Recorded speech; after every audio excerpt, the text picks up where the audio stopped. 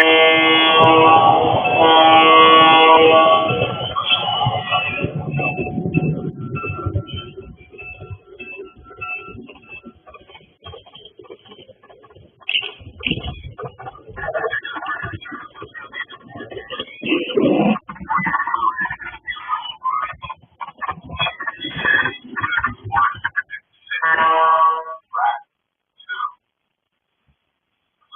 wait for the doors to open.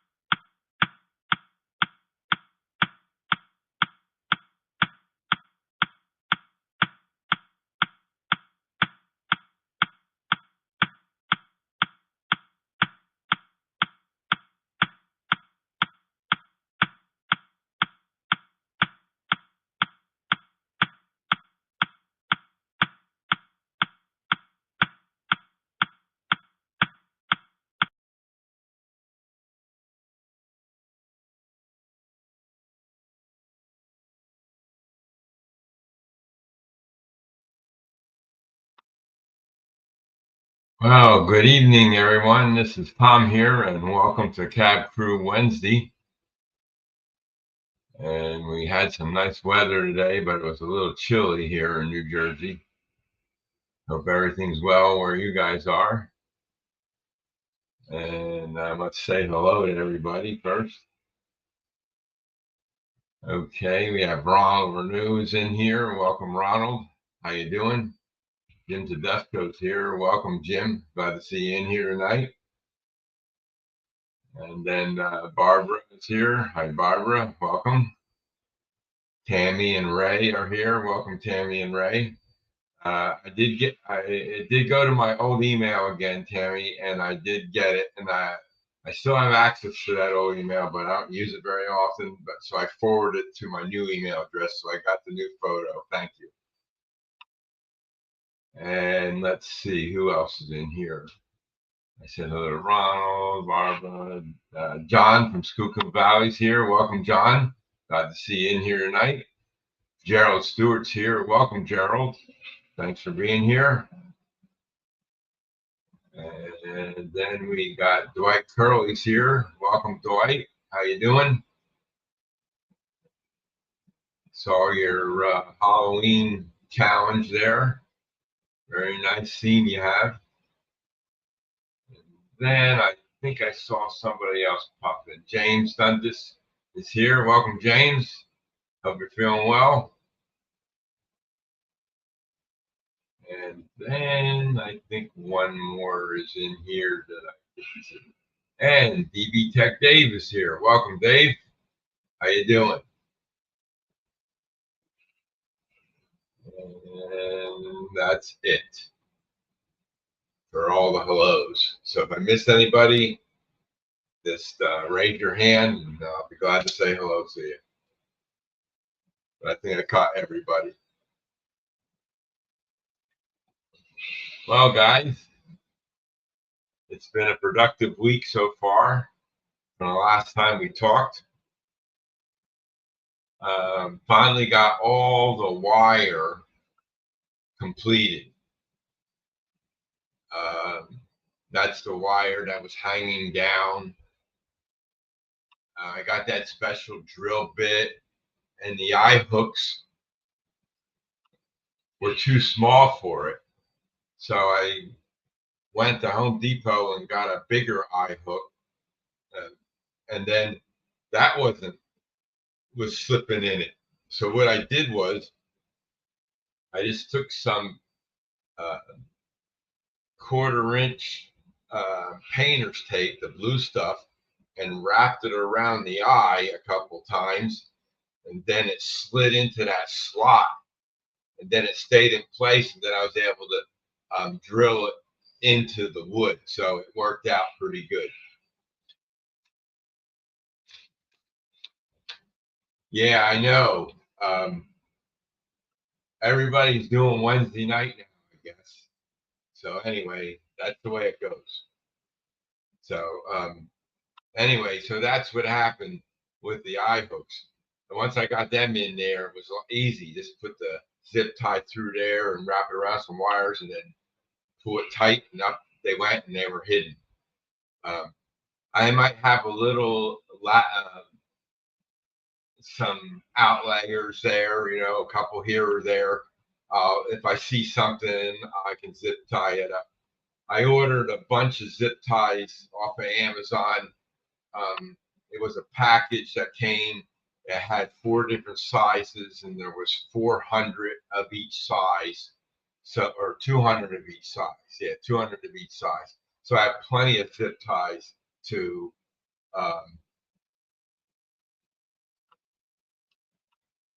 go on there. And so anyway, got all them done.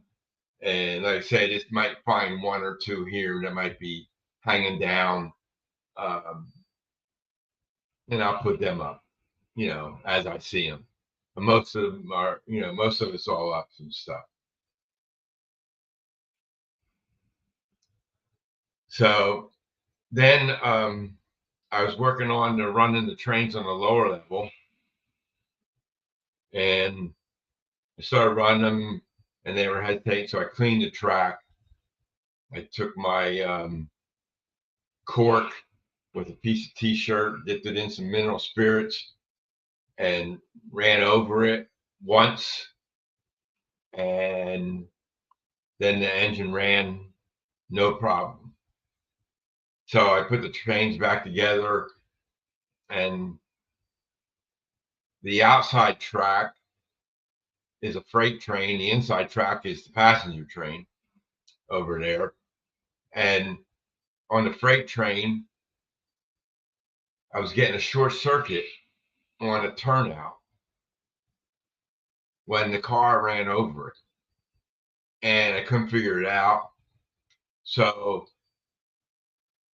I took off one of the cars, and then the train ran. So I said, okay, maybe I'll split the two cars up, and they were this car. I'll make myself bigger. It was this flat car. Okay.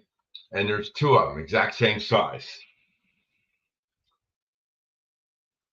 It's like that. Okay. When these two cars together ran over the turnout, they would short out. And I could figure out why. Then I saw it. One of the wheels was coming off the track. So I took these off, and I decided to heck with this. So I ordered a couple of well cars. Amazon had them on sale. So I got 3 of them for $50 or something like that. They'll be here Friday, and I'll replace them with some regular well cars. And that because I raised that bridge so I can do double stacks in there. That's the only reason I didn't run well cars over on that track, because the bridge was too low, and I raised it to make it a little higher. So double stacks will fit underneath there now. So once I get them cars, then I'll get some containers to put on them, and that'll make that train as big as I want it to be. So that takes care of that. And the passenger train ran with no problems. I just have to get them back in their spots so I can turn them on. And then the backdrops, I just have one more panel to put back, and that's the lower level, because I was leaving that out in case I had to work on the back side of the layout to get to it. So that's the only one I have to put back in, and get that finished and everything. So then I can run those trains on a regular basis, and it'll be a lot better. And then the other side of the layout, I haven't touched that yet on a lower level. That probably just needs to be cleaned too, because there's no derailments or anything there. I added one new car to that train, but it's a brand new car. I don't anticipate any problems with it. We'll see. So then after I get done with the first level, then I'm going to clean the helix tracks. They just need to be cleaned off, and then I'm going to do the 5th level and get that operational again. And because the subway system is all done and it's working, I'm going to get out of order here, since I'm speaking of the subway system. You saw that introduction video of the subway trains running, and Jim Tedesco pointed out to me one night that it seemed awful bright in the tunnel. And if you looked at the video, yeah, it's bright. Well, so what I did was I added the lights that were underneath or on the subway ceiling walls. I added them to my app on my phone, and I can control the colors and the brightness and everything. So I dimmed them down. So now when you see them, they're not bright blue. They're a little bit dimmer white. So, and it looks a lot cleaner. And then the two corners where I have scenes, the one corner where I have the workers, and then the other corner, the homeless and the hobos, there was lights in there. Well, those lights were good, and I could dim them by pushing the button. But then they go on and off every day and night. And then when they come back on, they go back to bright again automatically. And then you have to hit the button again. So I don't want to have to do that. So I found different kind of lights and ordered them. Of course, they were from Amazon too, and they work with the Alexa app. So they were added in, and then the devices showed up on the Alexa app, and then I could control them, and I could turn them on. And when I turn them on, one of the functions in there is power on and brightness. So I reduced the brightness down to 25%. And so they always come on at 25% brightness. So I don't have to worry about it. So I might have to adjust the brightness on them a little bit. I'm going to run the camera car around again in video and see how it looks. And if there's no glare or something like that, then I know it's good. Or otherwise, I may have to tweak it a little bit here and there, but it's going to be trial and error. But I didn't do that yet because if you notice in the intro video, the train platform lights were very bright. And they're only little lights. I got extra ones here, and these are it. Okay, there's two lights on there, and there's four wires, two reds and two blacks that come out. Okay, and one's positive and one's negative. So I said, how do I dim them? So a couple guys said, oh, just add some resistors. Well, I added a couple resistors to. I had resistors on them already because I don't want to blow them out. They're 3-volt LEDs. They're not 12 volts. So I have a 12 volts. I have a 6-volt system up there. I think it's 6 volts. 6 or 12. I don't remember. And when you put them on, it'll burn them out. So I had to put a resistor on there, and it didn't burn them out. So they worked, but they were awful bright. So I added some more resistors to them, and they were still bright. It dimmed them a little, but not enough. So then I go, well, I don't know which kind of resistor to get to dim them down because there's a million different resistors. Tonight, I soldered 13 resistors together and put them on this light here, and it didn't dim it down that much. These are 10 ohm resistors, 10 ohms. So there's 13 of them there. So that's 130 ohms, I guess. And it didn't drop it down. So I went on, I searched for a LED dimmer switch. And I needed 3 of them, one for each station. So Amazon had them. I ordered 3, put them in, and one didn't work. So I ordered a replacement. I sent the one back. They sent me another one, came today, and it did the same thing, the one that didn't work, right? The other 2 worked. I got them dimmed down all the way, and the next turn of the knob turns the lights off. So it's as dim as they can go. And this is the device. Okay? And what you do is you just put 2 wires from the power and then 2 wires for the LEDs. And it goes out to the LEDs. And then this knob here is what the problem is. Okay? This knob is supposed to go from on to off, right? Off, off to on. And you turn it, and I can turn this thing around and around and around and around, and it turns forever. And it does absolutely nothing. So something broke inside, I think, because the other ones, I can just turn them to the off position and all the lights go off. And one notch above, and they're as dim as they're going to be. And they look a lot dimmer than what they were. Before, I could look up there and it was pretty bright and it lit up, and now they're dim. So that worked good. So I thought, okay, well, I've run into this trouble with getting something from Amazon before. Some of their smart plugs did the same thing. It took me 3 or 4 returns to get a pair that would work. So this is going back. Another one's coming on Friday. So we'll see what happens with that one. But I tried to do resistors today. That didn't work either.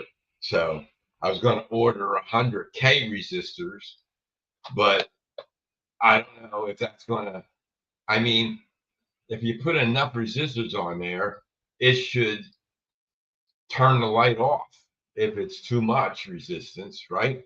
But I mean, I had 13 10 ohm resistors on there.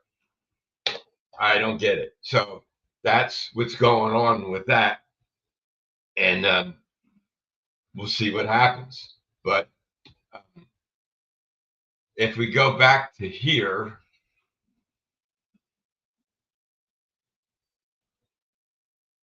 oh, the resistors that come with the LEDs. Well, in this box, it came with a couple of resistors. Okay. But they don't say what they are. And I know there's a way to test them. You have a variable resistor to test for what you need.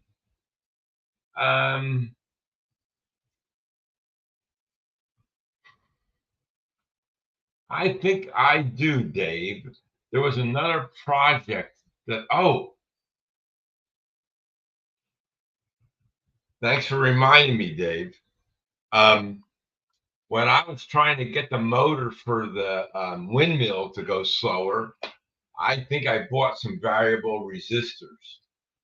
And I will look and see in the box for the motors that I have for the windmill. Maybe the resistors are in there, and I'll try them and see if that does it. But I think I don't know.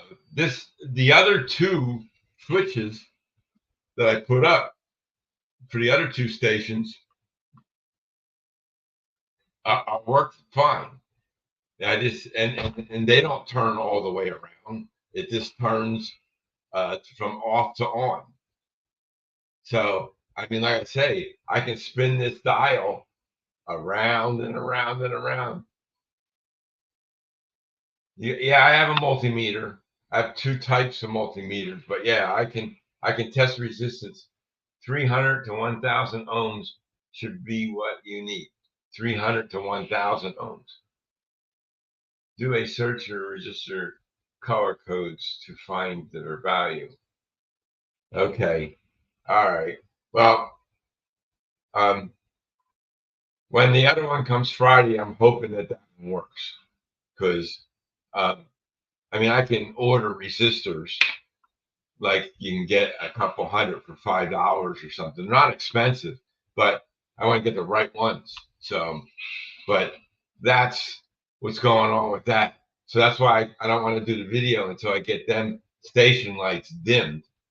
Right now, I look at the camera on my phone app, and I don't know if I can show you that. Let me see if the camera's still up there.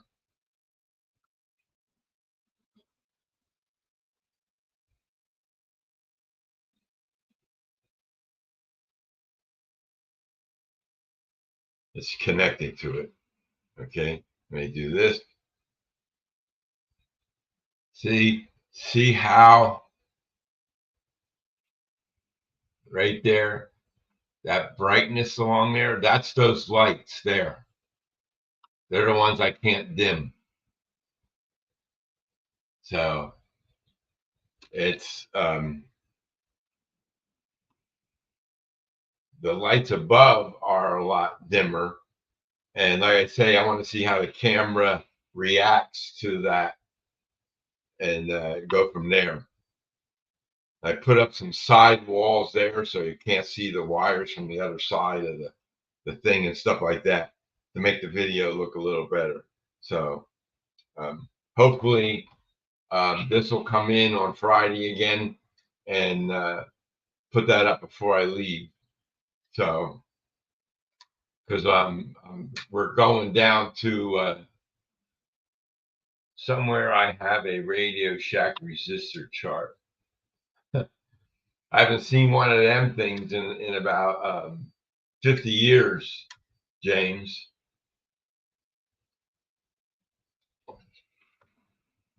If I would have known that I was going to need it, I would have kept one. I had one of those charts too, James, but not no more.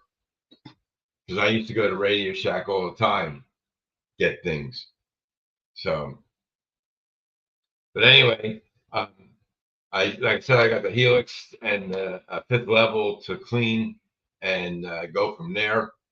The leg seam is almost done. I poured the realistic water in, and then I had an unlevel thing I told you about last week, and I poured some in a pan and then cut the layers out and then laid it on top to make it level across. Then I poured another layer over that, and then that dried the next day. Also, it was all solidified. And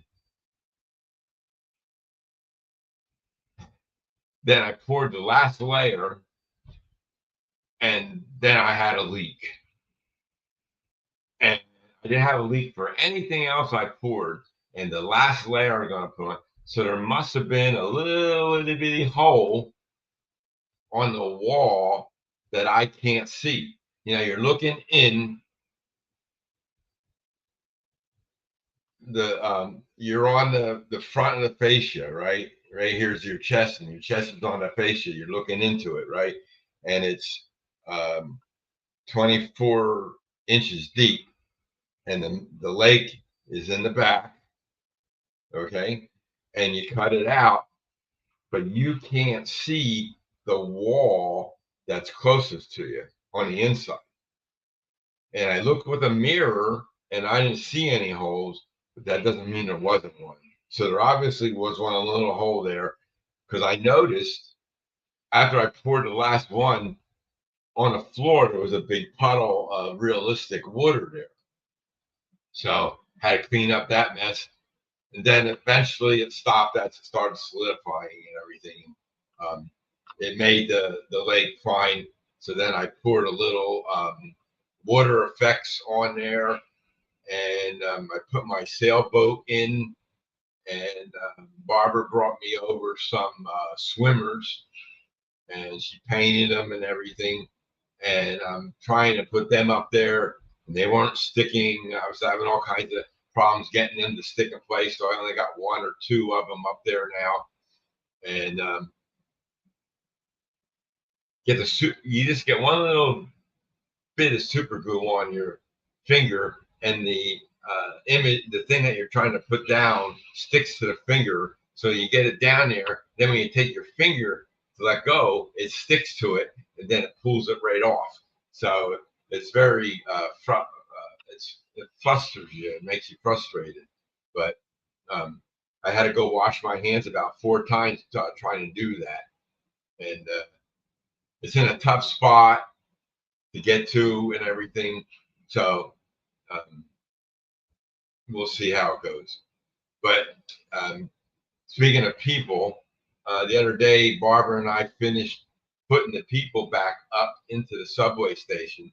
So the next video, you won't see anybody laying down having a heart attack or something like that. So that's what that's all about. So we got that done. And let's see what else. Yeah, so the camp scene's coming up. I put some campers in place, park rangers and stuff like that. I put them in. I 3D printed some logs. So I laid them all around up there into the thing. Hey, Mike, welcome. How you doing? Okay, thanks, Gerald. I'll look that up.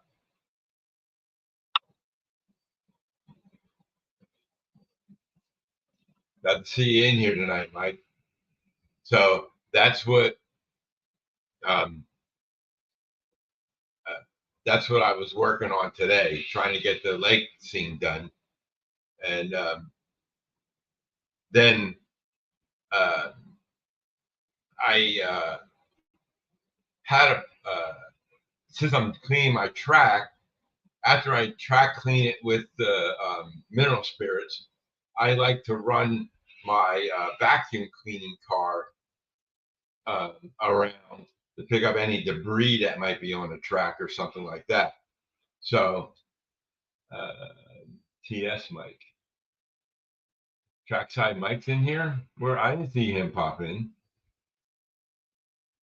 That's Deep Run Mike, not trackside Mike.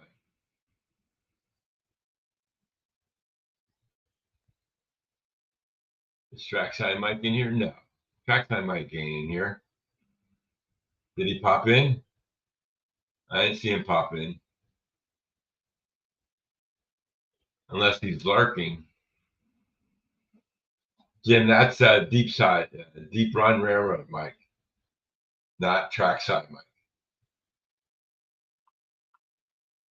Yeah, I'm a poser. Yeah. Hey, Joe Rader, welcome. So,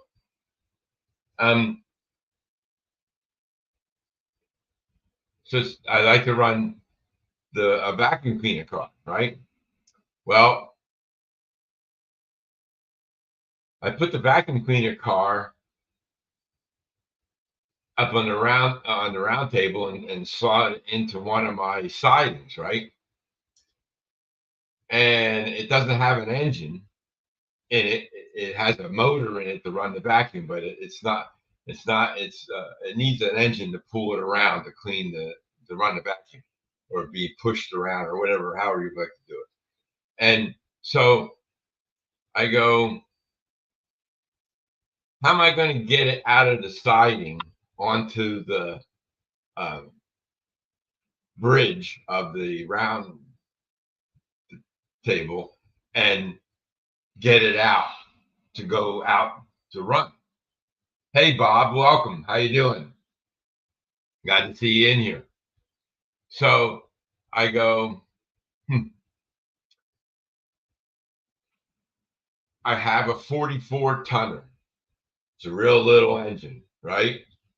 Well, that little engine is almost 6 inches long.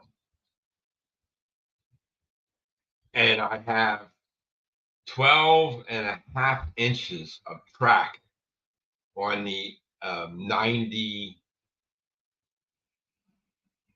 turntable by Walters. It's 12 inches across, 12.5 about. So this track cleaning car is pretty long. And it has a real long coupler on it. That's almost an inch away from the car. So then I said, well, I have a 35 tonner switcher. That's a little smaller than a 44 tonner. And that's this guy here. And that has a Digitrax decoder in it. And it runs sort of. If I get it going, it can go. But to run it in a short operation like that, not good. Okay. I have to throttle this up to almost 30 or 40 speed step before it even starts. Then it goes.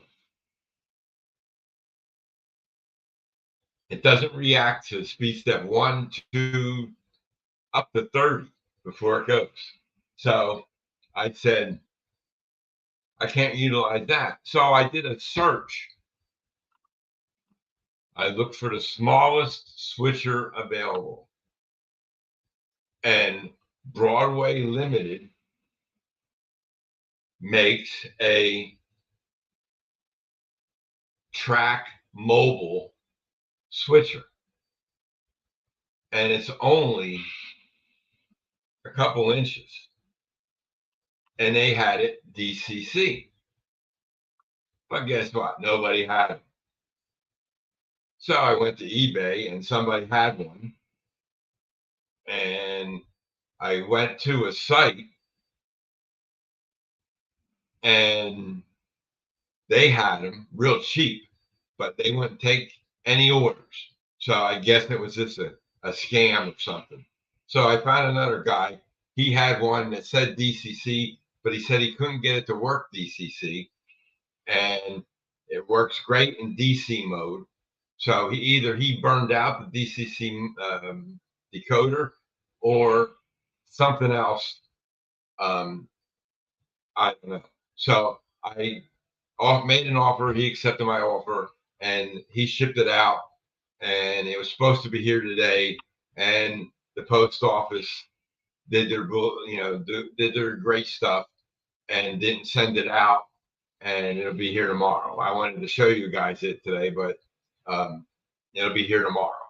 And then I can check it out, and I can find a real small soundtracks decoders. They make the mobile decoders, which are just engine decoders, or they don't have sound or anything in them, and they're really small. They're only a couple millimeters by a couple millimeters in rectangular size, and they have a couple wires coming out of it for track power, motor power, and lights. That's about the only wires you have in that the mobile decoder.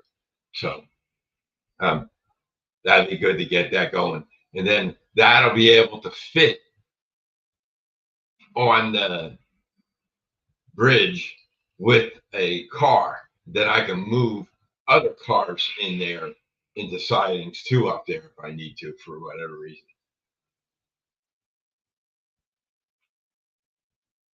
Oh yeah, I don't know. I didn't see that, Joe. But this track mobile switcher is will look really cool once I get it.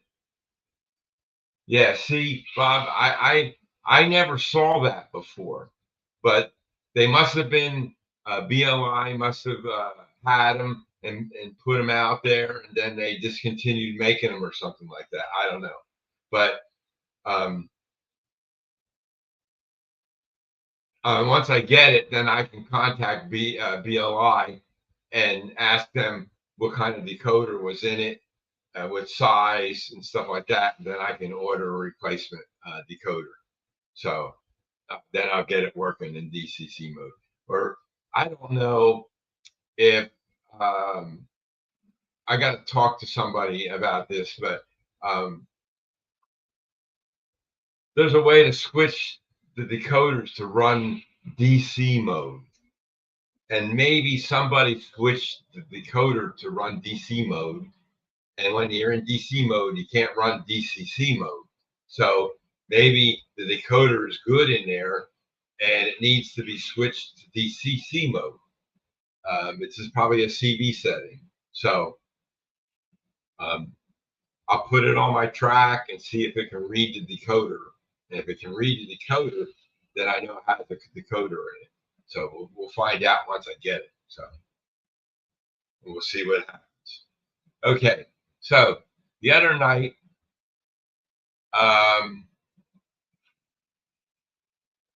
Bob was talking about 3D printing, and that's what I'm going to go into for the second half of this show tonight.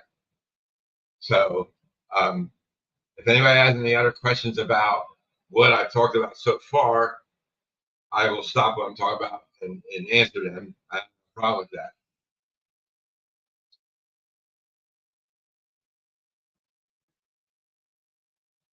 Yeah, something like that, Jim. I know. So I don't know what he did to the decoder.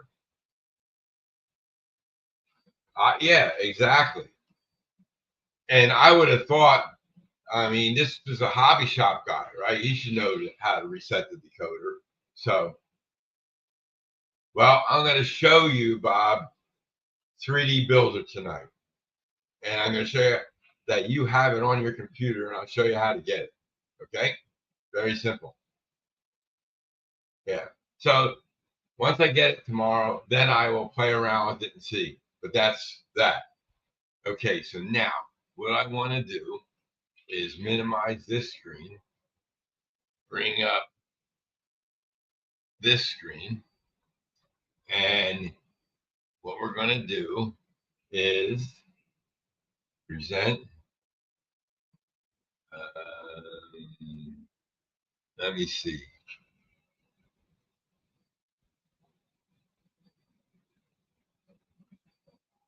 I got to stop sharing here. Okay, now I'm going to share screen, window, back up, share. Okay, okay. If you were watching Bob last week, this is Meshy.ai workspace. Okay, and this is the sailboat that I put up on my lake. Had a picture of it, created an STL file, downloaded it, printed it, and it all worked fine. There's Jim Tedesco. He sent me a picture. I uploaded it to Meshy, created a file, printed it, and you guys who see my video about Jim, that's how I did that. Okay. Tammy and Ray. Tammy sent me one. Hey Floyd, welcome. How you doing? So what we do here is, I don't know if I bring this over. Well, you can't see my folder. But what we're going to do is we're going to take a picture here of Tammy's son Ray. She just sent that to me today. We're going to take that and drag him up to here.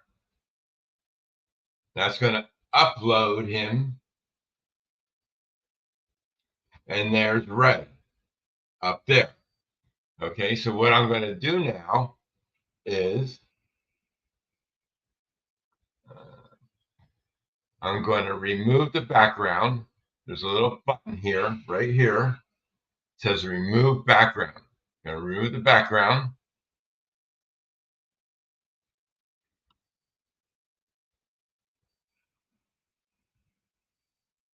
Oh, it failed.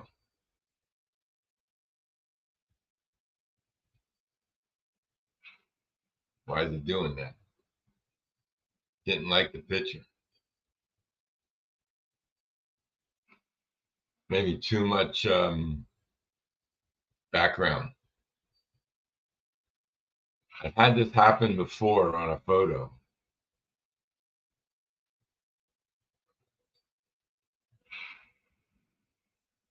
It's trying to upload the image.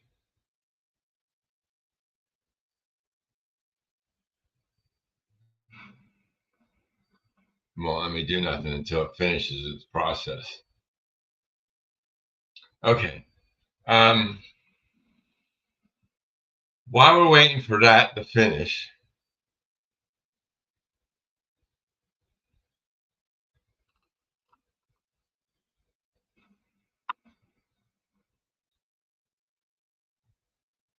that's okay, Tammy. We'll figure it out. Hold on. Why is that showing here?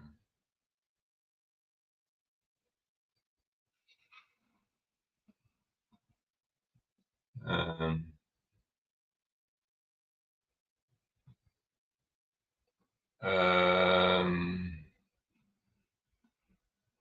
okay, I'm going to stop sharing this screen.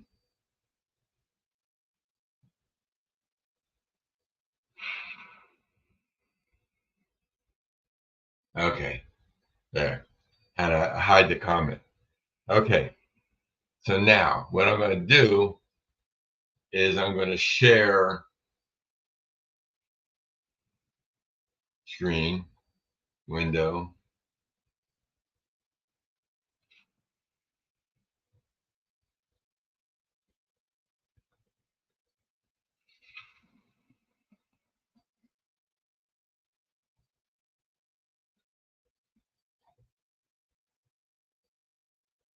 Here. Okay. Um, Now that's the folder that I have with all my photos in it. But that's not what I wanted to share. I don't know if I can share my taskbar. Well, anyway, if I go here and if I do stop sharing, if I do here,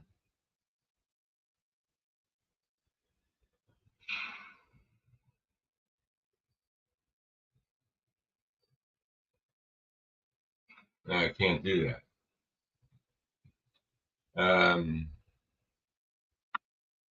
Okay, I'm going to explain it. Your browser has blocked your screen. Who cares about that? Okay.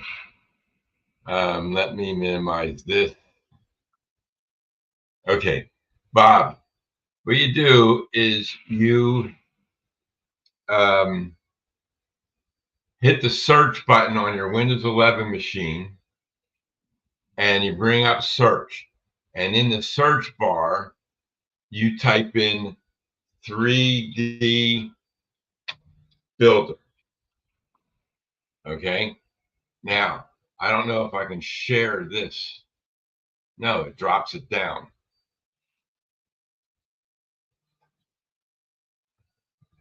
Okay.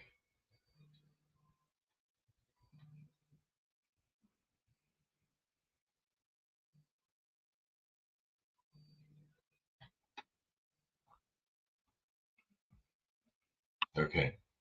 Okay. This is 3D Builder.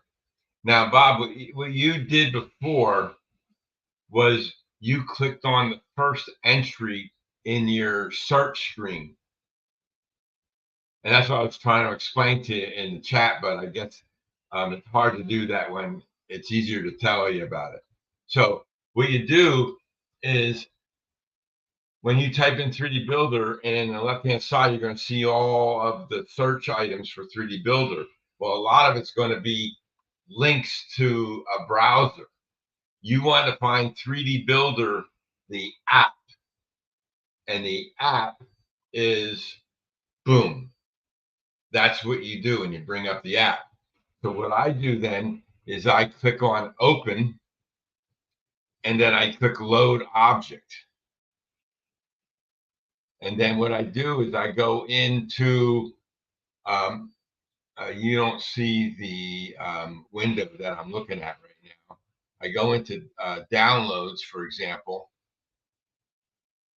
and I bring up a file and that's it there. Okay. That's a file that I created. Welcome, Randall. How you doing? And that's a couple. And then what you do is you click on import model. Now, when you click on import model, if there's nothing wrong, it's just not going to do anything. But see here, it found some errors because you have a red square around, right? And then down in the lower right-hand corner, you just click on this and it'll start repairing it. It repaired the file. Then you go up to the upper left-hand corner, click down that, and then you do a save as, and then you save it as, couple.stl file, wherever you want to put it. So we'll go like this, save as, and we'll call this couple, and change this to STL. You can't see what I'm doing because it doesn't show you the save as thing, but I'm just saving it as couple STL file. And now it's clean. It fixes everything it can, Bob. And then I'm going to go back to Meshy, and I'm going to show you how to mesh the object if you want in Meshy. Because sometimes, even though you fix it in 3D Builder, it may not print right. So I only had, I think it was one Park Ranger that didn't print right. So I just went up to Meshy, and let's go back. So is this unclear to you, Bob? It's very simple. Search 3D Builder and then select the app. You don't have to download it. You don't have to install it. It automatically is on. My machine is a Windows 11 machine, and 3D Builder is on there. I had a Windows 10 machine before I went to Windows 11, and 3D Builder was on that machine also. Hey, Russ, welcome. How you doing, Russ? So, like I say, if you have any other questions, Bob, don't hesitate to either email me or call me. It's not on my laptop, but it may be on the desktop. Okay. If it's not on your laptop, if you can download 3D Builder for Windows 11 or Windows 10, but you have to go to the Microsoft site. Don't go to any of those other places. Like that one site you went to the other night. That's not. They're not legitimate. Okay. When you type in 3D Builder, they want to sell you another application or something like that. So you can just do that. So pretty easy like that. Okay. So I'm going to close out 3D Builder. I'm going to bring back up Meshy. I'm going to share that out.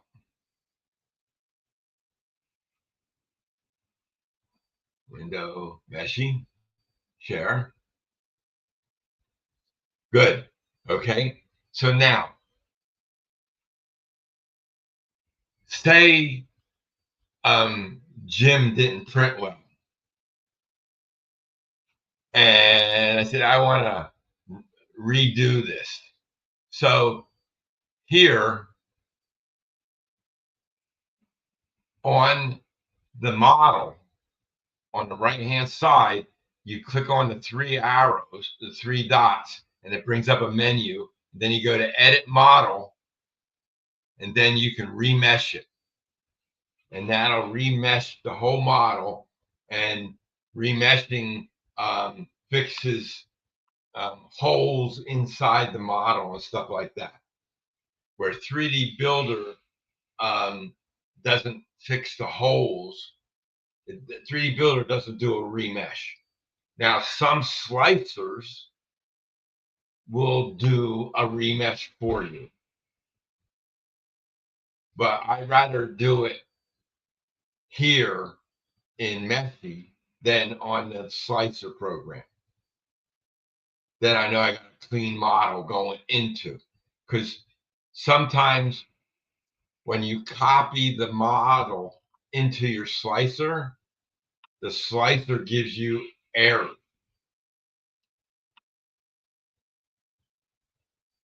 So then you know your model isn't correct. Like it has too many of this or too many of that. And then you have to fix the model. And then the slicer program will say, oh, you want to repair it. And then boom, you can repair it. So see, that guy is still up trying to upload that image of Ray. So what I'm going to do is I'm going to close down this browser session and go back into Meshy.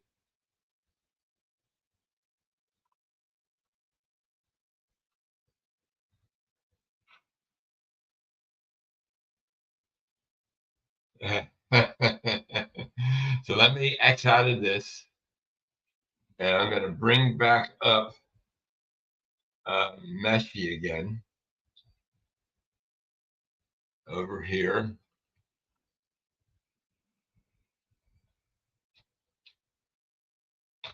Workspace. Okay.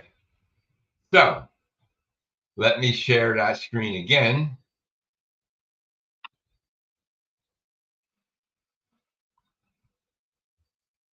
Okay, we're back to Meshy. So I'm going to take a different photo. I'm going to take my daughter when she was very young. We're going to put her in there. Oh, why did it do that? No. Oh, workspace, 3D image.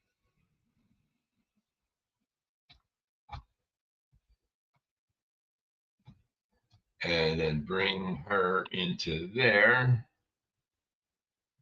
Okay. So now you see my daughter in there. Now I'm going to remove the background. See if this one works. Now these are old photos. Okay, see how it did that? Remove the background. Then, like Bob showed, we just generate. Now it's generating an STL file, and over here on this screen, it's gonna it'll come in. It's at 15% right now. So it takes a few minutes to generate it.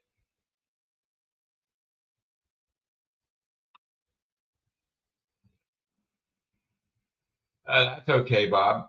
That's what we're here for, to help everybody out. So there's my daughter as an STL file.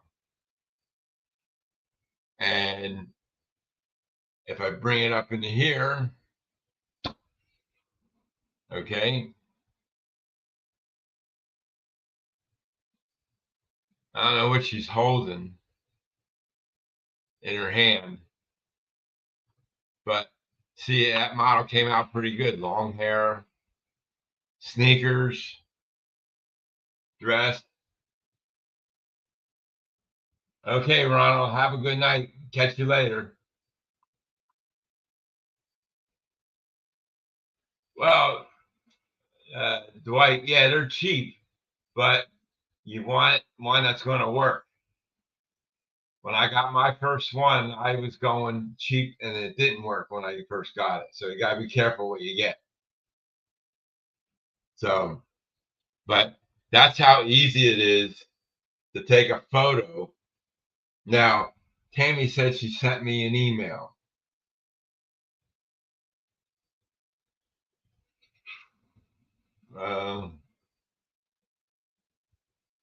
I didn't get it yet, Tammy.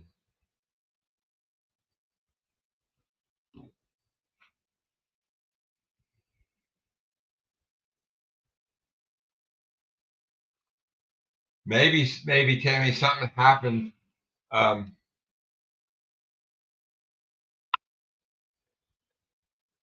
Well, see, I'm lucky, Dave.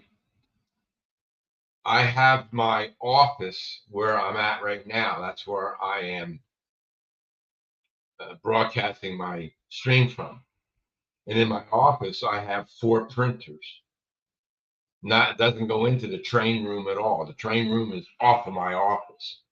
This train's out there, a workbench, and another little desk bench there for broadcasting my stream from inside the training room once I get things back in order in there. So, but I have the room. I'm lucky. So I have a table behind me that has 2 resin printers on it, a curing station, and a wash station on the first shelf, and all the resin supplies are on the first shelf. Um, and I have a filament printer on my desk here, right behind me, and I got the A1 with the AMS unit behind me on my right. That's on a printer table, and I made a board to make more area to hold up the printer and stuff. So I'm fortunate to have the room to put them in, and they run um, not every day now, but they've been working. You know, like I need something, boom, I'll throw it on, and boom. I needed a special bracket to hold up the fans for in the subway system.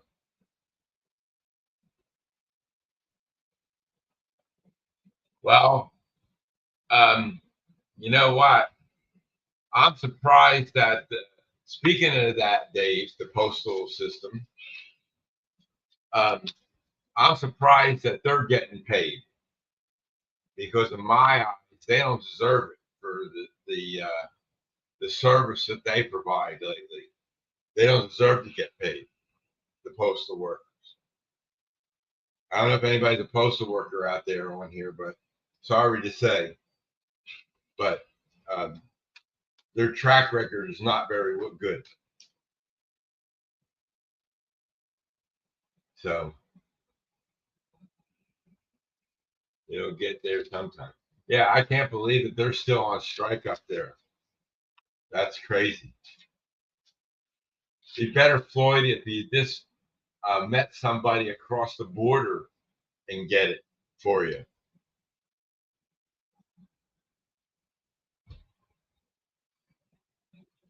Don't you have any other kind of delivery service up there? So they could send it differently than the postal, right? Like here we have access to UPS, we have access to FedEx, we have access to DHL, we have access to other carriers other than the post office. So, like what I've been doing, I order stuff now and I ship it UPS. I don't want anything shipped by the post office anymore. But some people send things like eBay guys, they do this. Yeah, water wash resin is the best, like Jim says. No, yeah, hardly any odor at all, and it's easy to clean. I have a spray bottle. I have a spray bottle with water in it. I lift the bill plate off of the resin printer. I spray it down with water. I take the whole bill plate, and then I have a big bin about this big filled with water, and I dip the whole plate into water and I let it set overnight. It has supports on the models and it sets overnight. I get up in the morning, take it out. I can scrape it off of the bill plate real easy, and then the supports come off easy. So I just let it set overnight. I print it during the day, let it set overnight, and then it comes off. Like especially when I print the people, like when I printed all the gyms, they were all on the same bill plate. Put them in the water, let it set overnight. Got it up the next morning. I was able to scrape them off. Took me about an hour to um, clean off the supports for 30 gyms, and that was it.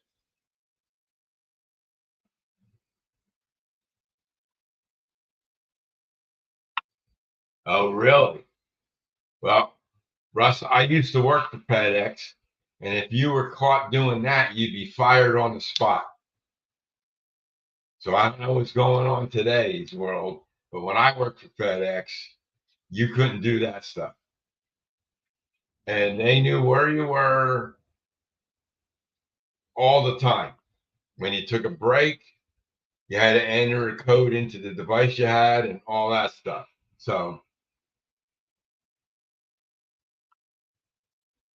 that's right, Bob. So, like I said earlier, and I'm gonna keep asking this. If you want a mini me of you, take a full length, full body picture, just like you see here. That's my daughter. I have all my old photos over the years, and boom. All you do is take the photo, I put it up there, I generate it. It takes a couple minutes, download it, run it through 3D Builder, make sure there's no small errors in it, put it on the build plate, and resize it. Now, this is where James had a question the other day. Okay. If I go to download this and I go to resize here, I select millimeters. Now, I'm like almost 6 foot, so 12 millimeters is like 6 foot scale. Okay. So I'm going to change this to be 8 millimeters. And then I'll download it. So it's downloading it now. And then a message will pop up here somewhere that it's downloaded. You don't see that message. It's just, it said it's downloaded. And then I'll take that, put it in 3D Builder, and make sure the file's okay. See, the only thing I don't like about Meshy is I want to change these names. Like they just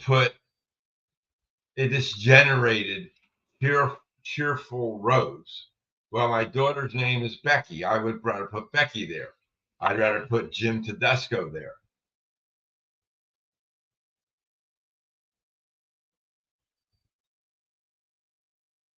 Yeah, there's a lot more in Meshy that meets the eye. Well, I haven't up in the workspace. You can do text to 3D. I don't know what AI texturing is. Text to image, 3D to image, image to video. So, oh, before you hit generate. Okay. I'll have to look at that then. So when you hit, oh, I think there's a place here somewhere where you can,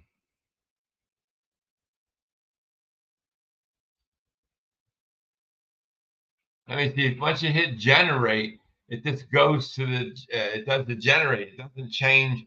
There's a place I thought I saw where you can name it.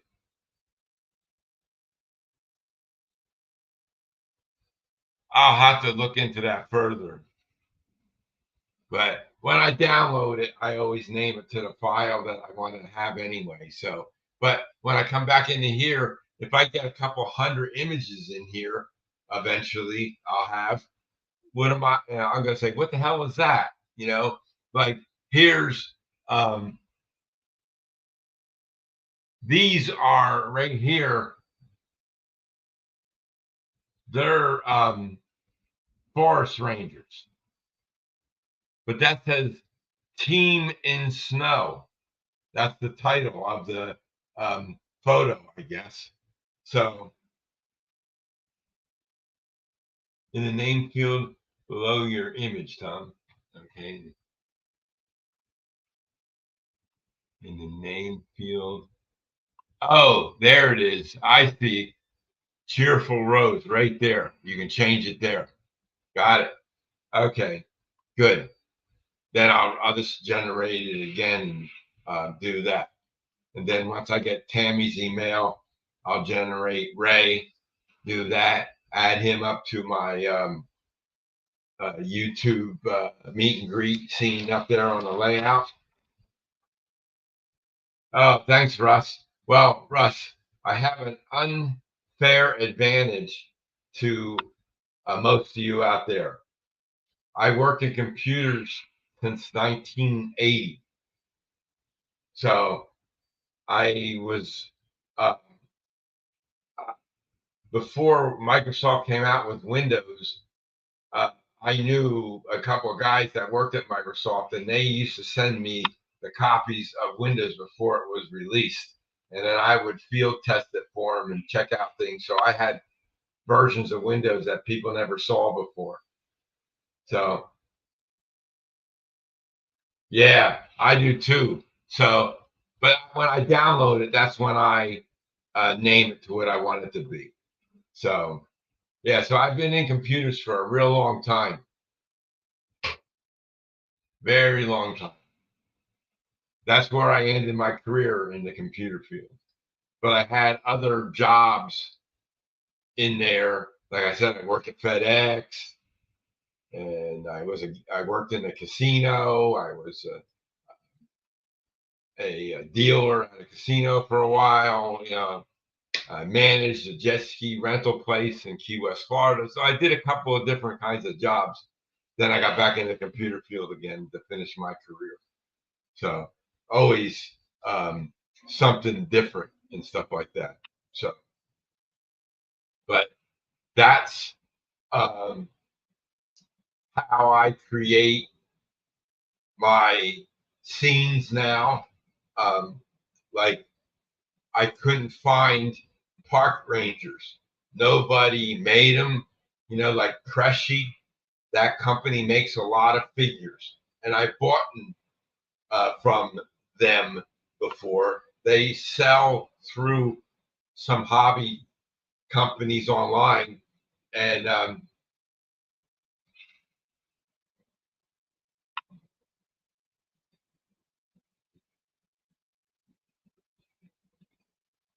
oh my God, yes, DOS books.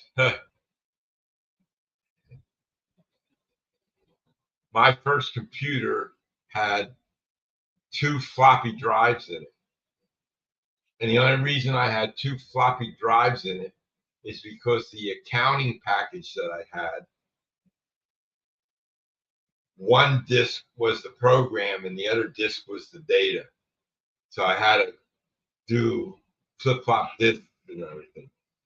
And then a year later, they came out with a hard drive, and it was 5 meg hard drive, not gig, not terabytes, meg. It was a real small thing, and it was the size of a shoebox. It was this big, and I plugged it in externally. They had a card that you plug it in and then access that, and then I booted up on that computer. I had DOS 1, DOS 3. I went up to DOS 5. Then I got Windows. And then I had Windows NT. And yeah, those 5 operating systems was on that one computer. And I had a program, I can't remember the software package it was. It had a menuing system. So you boot it up and the menuing system would come up, and then you could select what operating system you wanted, and then it would boot up that operating system. So if I needed to test something on Windows or something on DOS or NT or whatever. Okay, Joe. Have a good night, and yeah, we'll see you Saturday. Take care. So, all right, guys. Well, if anybody has any questions about generating um, images for themselves, email me. I'll give you what you need to send me. Jim Tedesco was the first one. I don't know if Tammy beat him, but like I say, I don't go on my old email address that often, and Tammy sent it to my old email address. And but Jim sent me an email the other day. I created it, printed it out, and I shipped it to him. He got them already. And your other part, Jim, departed from New Jersey today. So it's supposed to be there on Friday. Let's keep our fingers crossed that they do this. So I just want to say thank you to everybody. And also, if you want a mini me, I need a photo. Don't be afraid to send me a photo of yourself. Not going to distribute it on social media. I save it in my file, and then that's the way it goes. So, but anyway, I appreciate everybody being in, coming and spending time with me tonight. I appreciate every one of you, and thanks for stopping in. Enjoy the rest of your week, people. And for those who are going to Titanium, Barbara and I will be there. We'll see you there on Saturday morning, and we're staying until Sunday, so we'll see you guys there. So catch you all later. Have a good night. Thank you very much. Ciao.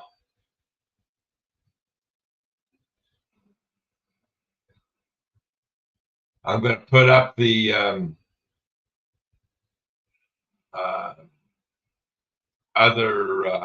the outro now. Video file.